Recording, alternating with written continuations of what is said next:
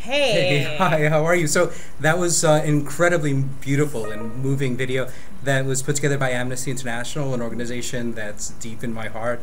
Yeah. When I was working in London in the commercial world, I got the chance to work with Blair Gibb, who was the head of corporate fundraising for Amnesty when she set up the concert in Paris for the Declaration of Human Rights. And I think that really was a life-changing experience because it's where I actually saw for the first time this incredible desire by artists to really participate and give their work to these kind of causes. I mean, like, the suffering of women in Africa and which is given such beautiful voice in this video we just saw. Yeah. I mean, here's the thing. I thought that the lyrics were so powerful and they were so pointed, and it just sort of told it the way it was. And I just kind of feel like it's a theme that's running through so much of this music.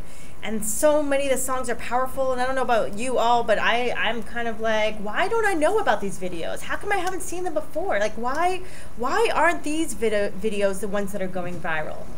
Yeah, I mean, I think that's a really good point. And I mean, so many of the artists I've worked with, especially the ones who've had sort of success or are successful, and it's frustrating for them too that this is like their passion, and it doesn't get the same play that the more commercial material does. And I'm not really sure why. I mean, it certainly is up to anyone's standards.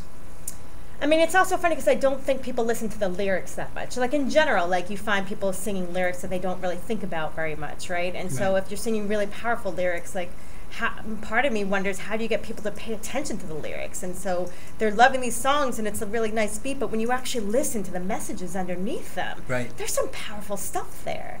Yeah, and I think it's also just the types of things that people are used to listening to.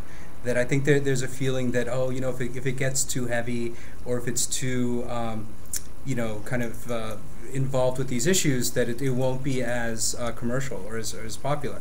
And I think so that's... What is that about? And it's so not true. Is it uncool to want peace? Especially, is it uncool? Is like, what is that? Especially with this whole new generation where there's all of this commitment and all of this social action and all of these incredible, incredible people out there, incredible young people out there who are so into this stuff. I don't really know. I think it just takes time to catch up. I think that's why things like this broadcast and trying to do the kind of work that we're doing to try to give platforms for artists to really be able to do the stuff they're passionate about and with their art. I think there is a line for me like that. What that brings up for me is, I know when I tell people what I do and when I'm trying to do this project, I'm always expecting people to roll their eyes, right? And I'm always expecting that, like, oh my God, that's so uncool. Oh my God, you're such a do-gooder. Or, there's some sort of like stigma against doing good in this world, and it's just, it's oppressive. It's like, when you want to do good, like, where does that come from, and how do we get ourselves out of this type of society where it's cool to be mean to people, right? And it's uncool to want to go out of your way and actually do stuff for people in your neighbor or your somebody far away. Yeah, and I think absolutely, and the whole idea of it being sort of preachy, and that it's going to not be as entertaining as the more commercial stuff just isn't true, as you can see from the stuff that we've been showing. Our next piece.